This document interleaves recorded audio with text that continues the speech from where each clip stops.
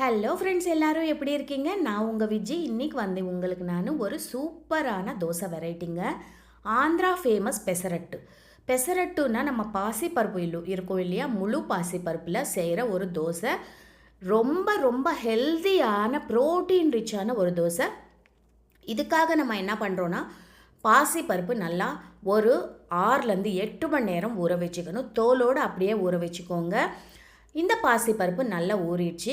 இப்போ நம்ம ஒரு மிக்ஸி ஜார் எடுத்து இதில் ஒரு சின்ன துண்டு இஞ்சி போட்டுக்கலாம். அப்புறமா ஒரு 2 பச்சை மிளகா போட்டுக்கலாம். அப்புறமா நம்ம ஊற வச்சுருக்கோம் இல்லையா பாசிப்பருப்பு, அது இதில் போட்டுடலாம். பாசிப்பருப்பு என்னன்னா அவ்வளோ ஒரு ப்ரோட்டீன் ரிச்சுங்க. நம்ம சினிமா ஆக்டர்ஸ் இவங்க எல்லாம் காலையில் பிரேக்ஃபாஸ்ட் வந்து இதுதான் சாப்பிடுவாங்க. இது வந்து ஹெல்தியான வெயிட் லாஸ் ஆன ரெசிபி இது. வெயிட் லாஸ்க்கு நீங்கள் ட்ரை பண்ணுறீங்கன்னா கண்டிப்பாக இது ட்ரை பண்ணுங்கள். நம்ம இதுக்கு கூட ஒரு இஞ்சி சட்னி அரைக்க போகிறோம். அந்த இஞ்சி சட்னி தாங்க இதுக்கு சூப்பர் காம்பினேஷன். இந்த இஞ்சி சட்னி அது கூட இந்த பெசரட்டு ரொம்ப அட்டகாசமான ஒரு காம்போ. இப்போ நம்ம இதில் நம்ம ஊற வைக்கும் போதே ஒரு 2 ஸ்பூன் அரிசி ஊற வைக்கலாம். இல்லைன்னா ஒரு 2 ஸ்பூன் அரிசி மாவு இப்போ சேர்த்துக்கலாம். அரிசி மாவு ஏன் சேர்க்குறோன்னா கொஞ்சம் மொறுமொறுப்பாக இருக்கிறதுக்கு சேர்க்குறோம். இப்போ இதில் ருசிக்கு ஏற்ப உப்பும் போட்டு நல்லா தண்ணி ஊற்றிட்டு நல்லா மையாக அரைச்சிக்கோங்க. இந்த மாவு வந்து ஃப்ரெஷ்ஷாக தாங்க செய்யணும், புளிச்சே வைக்கக்கூடாது, உடனே செஞ்சிடணும்.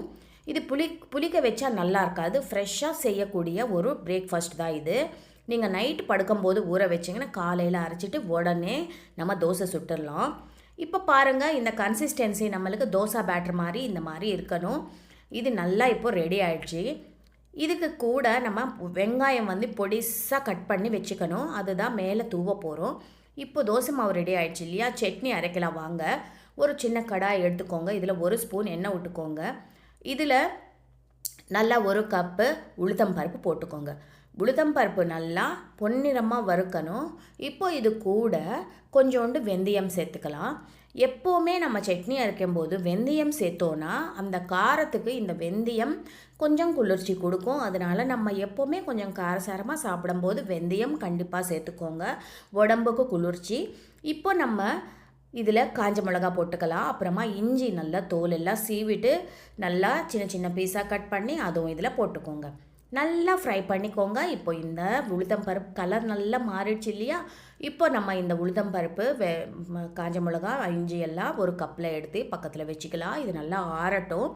அதுக்குள்ளே நம்ம இதே கடாயில் தாளிச்சிடலாம். அதுக்கு என்ன பண்ணுறோன்னா, அந்த மிச்சம் இருக்கிற எண்ணெயில் கொஞ்சம் கடுகு, கருவேப்பிலை, பெருங்காயத்தூள் போட்டுட்டு நம்ம இந்த தாளிப்பும் ரெடி பண்ணி வச்சிட்டோன்னா நம்ம இஞ்சி சட்னி அரைச்சிட்டு இந்த தாளிப்பு அது மேலே போட்டுட்டு என்ஜாய் பண்ண வேண்டியது தான். நம்ம தோசை மாவும் ரெடி ஆகிடுச்சு. இப்போ நம்ம சட்னி எப்படி அரைக்கலான்னு பார்க்கலாம் வாங்க. இப்போ இதுக்கு நம்ம என்ன பண்ணுறோன்னா, மிக்ஸி ஜாரில் நம்ம உளுத்தம் பருப்பு எல்லாம் வறுத்து வச்சுருக்கோம் இல்லையா, அது போட்டுட்டு அதுக்கப்புறம் இதில் ருசிக்கேற்ப உப்பு போட்டுக்கோங்க.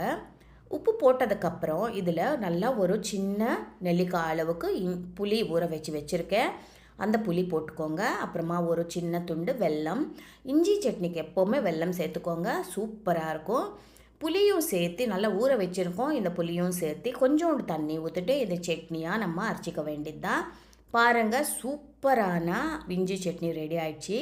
இது தாங்க நம்மளுக்கு உளுத்தம் வடை அப்புறமா இந்த பெசரட்டுக்கு ரொம்ப நல்ல காம்பினேஷன். ஆந்திராவில் எல்லாருமே இந்த உளுத்தம் வடைக்கும் அப்புறம் இந்த பாசிப்பருப்பு பெசரட்டுக்கும் இந்த இஞ்சி சட்னி தாங்க அரைப்பாங்க. நம்மளுக்கு ரொம்ப ரொம்ப ஹெல்தியான ஒரு பிரேக்ஃபாஸ்ட் காம்போங்க இது. நீங்கள் ஒரு வாட்டி கண்டிப்பாக ட்ரை பண்ணி பாருங்கள், உங்கள் எல்லாருக்கும் ரொம்ப ரொம்ப பிடிக்கும். இப்போ நம்ம தோசை எப்படி ஊற்றலான்னு பார்க்கலாம் வாங்க. நம்ம கடாயை சூடு பண்ணிவிட்டு, நம்ம தோசைக்கல் சூடு பண்ணிவிட்டு ஒரு கரண்டி மாவு ஊற்றிட்டு இந்த மாதிரி தோசை மாதிரி நல்லா ஸ்ப்ரெட் பண்ணிக்கோங்க. நல்லா மெலிசாவே வரும் இந்த தோசை. இப்போ கொஞ்சோண்டு எண்ணெய் ஊற்றிட்டு நம்ம மேலே வந்து மெலிசாக கட் பண்ண பச்சை மிளகா, இஞ்சி, அப்புறமா வெங்காயம் நல்லா போட்டு மேலே தூவிடுங்க. இது வந்து மீடியம் ஃப்ளேமில் ஃப்ரை ஆகட்டும். நம்ம திருப்பி போட போகிறதில்ல இந்த பெசரட். அதனால் நல்லா ஒரு பக்கம் நல்லா வெந்ததுக்கப்புறம் தான் நம்ம இது நல்லா மடைச்சிட்டு சாப்பிட போகிறோம். இப்போ பாருங்கள், நல்ல கலர் வந்துடுச்சு இந்த பெசரட்டுக்கு. இப்போ நம்ம எடுத்து இந்த இஞ்சி சட்னியோட என்ஜாய் பண்ண வேண்டியது தான். அந்த கலர் பாருங்கள் சூப்பராக வந்திருக்கு. அதே மாதிரி இது அட்டகாசமான ஒரு டேஸ்ட்டில் இருக்கும். கண்டிப்பாக இந்த பெசரட்டு தோசை இந்த இஞ்சி சட்னி கூட நீங்கள் செஞ்சு சாப்பிட்டு பாருங்கள்.